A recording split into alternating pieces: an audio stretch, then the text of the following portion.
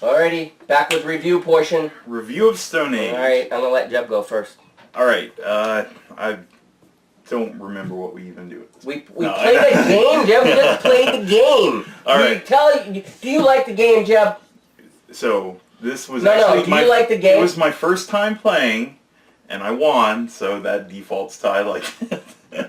No, I really enjoyed it. It was, for a worker placement, there was a lot of stuff that went on, and that game was actually really good because he won. Well, it comes down to it. Jeb hasn't won in ages. Yeah. So no, whatever. So while I was playing, I was like, okay, I want to do this strategy, and then Mickey started messing it up, and I was like, well, crap, I got to do something else. So I wanted to do something else, and then I think Haley started messing it up. I was like, well, crap, I'll just go to what I have, because I looked and I had all those shamans. Like, I'm just going to start making people in my group and try to get that in-game score.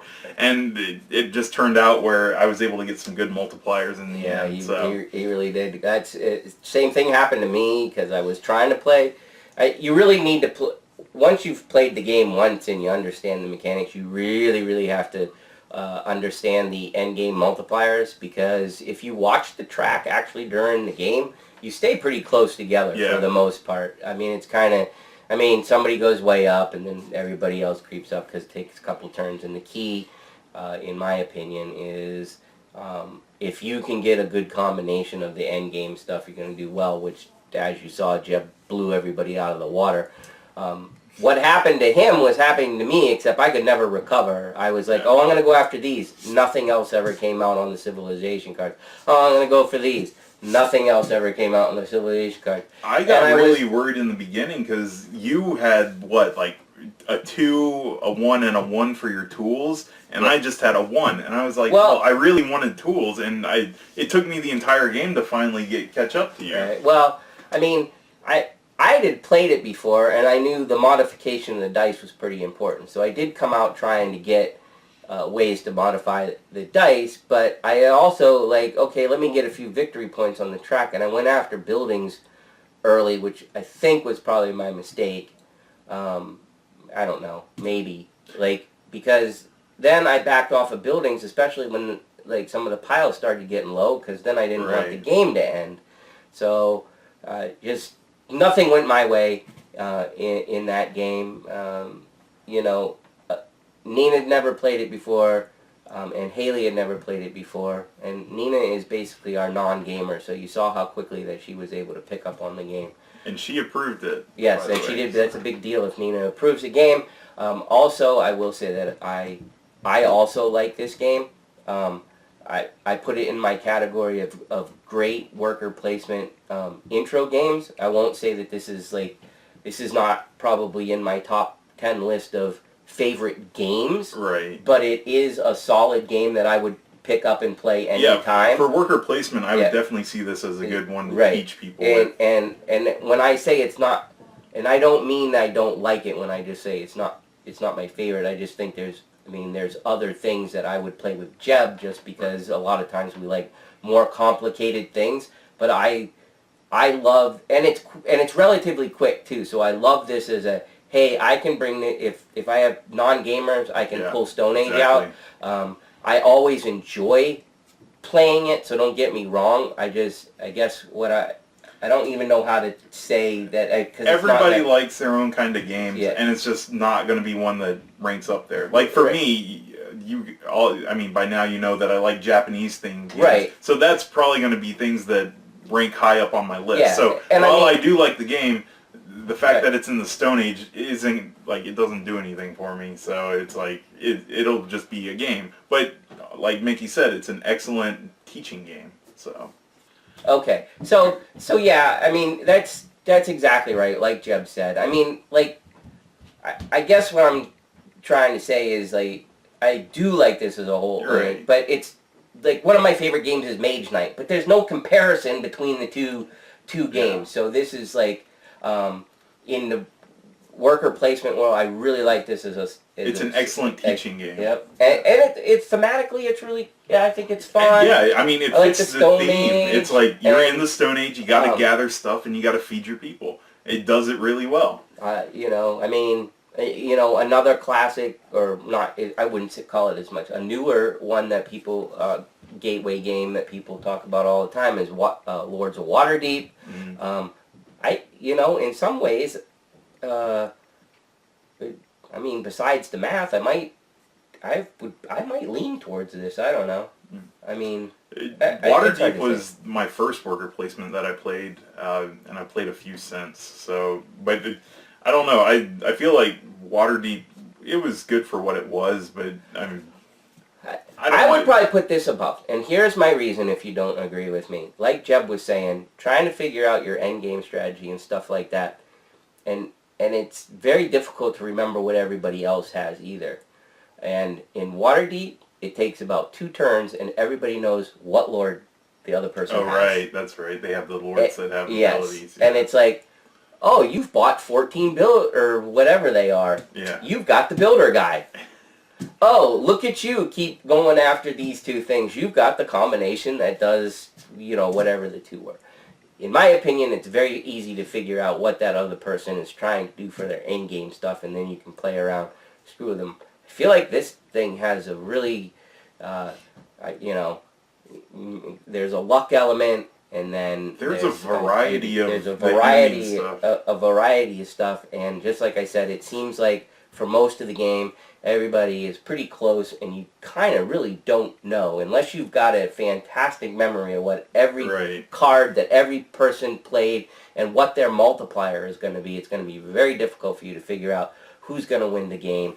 And I like that that kind of like when you don't know until the very end what's going to happen. Waterdeep, like you said, it's everybody has one ending condition. Yeah. But when I was playing this, I had the shamans, I had the builder, and then I had the set. So that's 3 different things, and you don't know how. Yeah, you don't know how many that I have. Stuff like that. So like I said, I really enjoy this for all those features, and it gets talked about when you mention, you know, if you ever get on Facebook or anything like that, when somebody pipes up and says, "Oh, I want to teach somebody what's a good, you know, gateway worker placement." This one does come up a lot, and I totally agree with that. I would actually probably recommend this one over Waterdeep for one to teach people. I mean, I guess you could say the math and the symbols are a little complicated till you get used to it, but then once you've played around, Nina played around and she was good on it for the rest. So. She probably would have had a little different strategy if she would have, like after watching Jeb add up her cards, she was like, oh, I should have got at the end of the game, she was like, yeah, I needed to do more. So she knows exactly what to do with the next game. Yeah. And, you know, it was new person playing and got it right away and liked the game. So, and as you saw, it plays pretty quick too. Yeah. So people who wouldn't like it, I guess if you played it a ton and you're looking for other stuff, I mean, if you're heavy into worker placement, then you might want to branch out. Well, and it's not, you would get, if you want a heavier one, this isn't the game.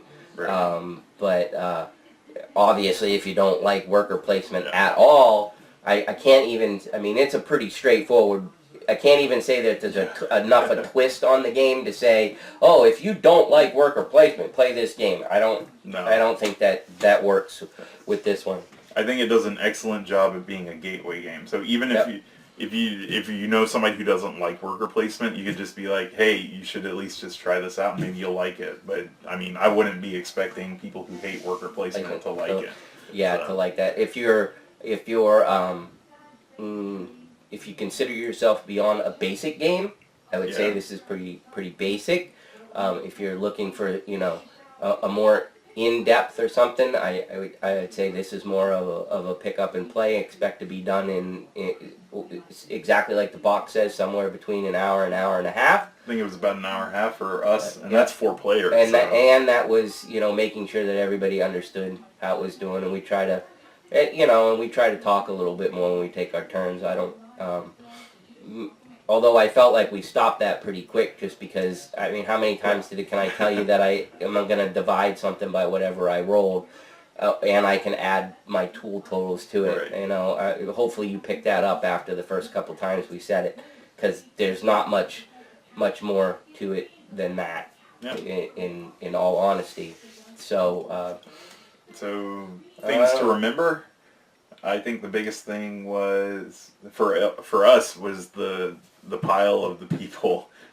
For something that is kind of minor, we kind of got hit by that a few times. yeah. So online people had recommended just putting all the extra meeples in a pile to the side, and whenever you get them, you just draw from that. Right. And that was an issue for us because I mean, at one point I was like just fidgeting with the meeples on the side, and it messed stuff up. Right. But it wasn't bad at that point of the game for me. And if that doesn't make sense, what we're saying is basically if you keep your meeples by your card, you're liable to just put it on there and not because you're pulling stuff back and you realize my color goes on my card. It's very easy to do. So what the suggestion was to take your extras and put them all together, not separated, put them all in a one pile, because what that will do is trigger your brain to be like, oh, that's the extra pile because they're all mixed together with different colors. You'll see, ooh, a mix of colors. That's where I pull a meeple from if I get a new one, and then you just keep them away from everybody. It's probably a very, very good suggestion on whoever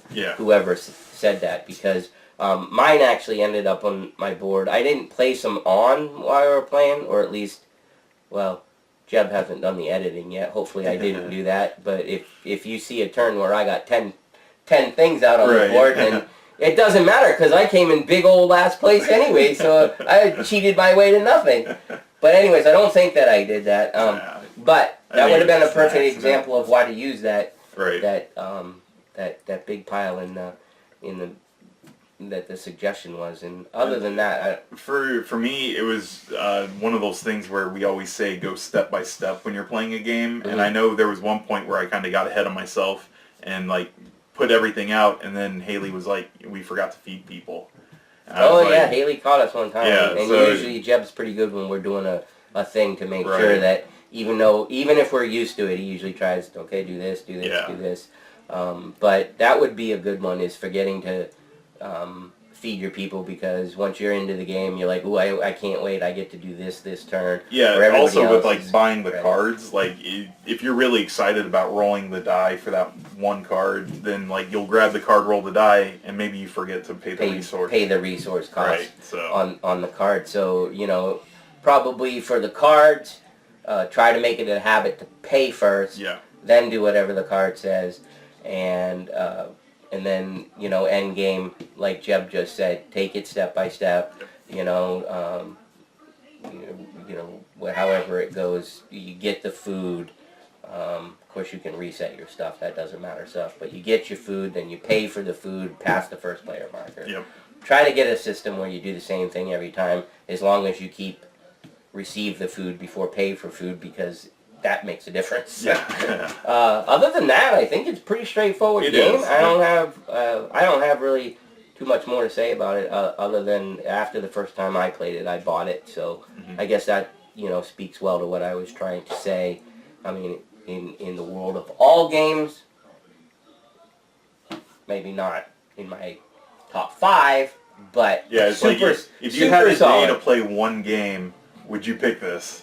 Probably not. But of course, it depends on the company too. Right. Yeah. If it was a day where you're meeting like 20 people at random times, and they all want to try out games, then there you go. That could be something. But that situation rarely happens. So, but no, I think it's a great intro game. I had fun playing it. I'd play it just like in between other games, like just. Oh yeah, definitely. If you were having a full game day, you could definitely sit down and get the 4. There is an expansion for this, but really? I don't know anything about it. There is an expansion. I definitely don't, because I didn't know that. So, anyways, I don't have the expansion. I can't talk to the expansion, but we did want to add. We wanted to add this to our set of videos because it is a popular one, and like we said a million times already, it's a good one, definitely a good one to start people with. If you haven't played it before, hopefully you know how to play it now, and you can just jump right in. Even if you can't jump right in, the rule book is like 4 pages or something. It's super fast. super easy to understand. So I'd say we both like it, and we both think it's a great intro game for worker placement. Absolutely. So, all right. So that was our regular episode. Yeah, we finally got back to a season episode because we have so so many stupid bonus ones. Stupid They're not stupid, but guys, They've been popping up. We've been getting slammed with Kickstarter stuff that we want to get out to you guys as quick as possible. So yeah. anyways. So our next game, I believe, is the Versus System game. What is it? Regular season one. It's Versus System. It is Versus System. Yeah. Yeah. So that's going to be our next regular episode. However many bonus episodes happen before, So who knows? Yeah, who knows? But yeah, that's going to be our next regular episode. So definitely check out all our other videos that we've done. If you want to see a variety of games, we try to get a variety in. I think we've covered a good amount of different types of games. Yep. So check all those out if you haven't. Like us, subscribe us, do any of that stuff to let us know that you enjoy the stuff, and we will keep putting stuff out for everyone to see. That's it. All right. Till next time. Bye.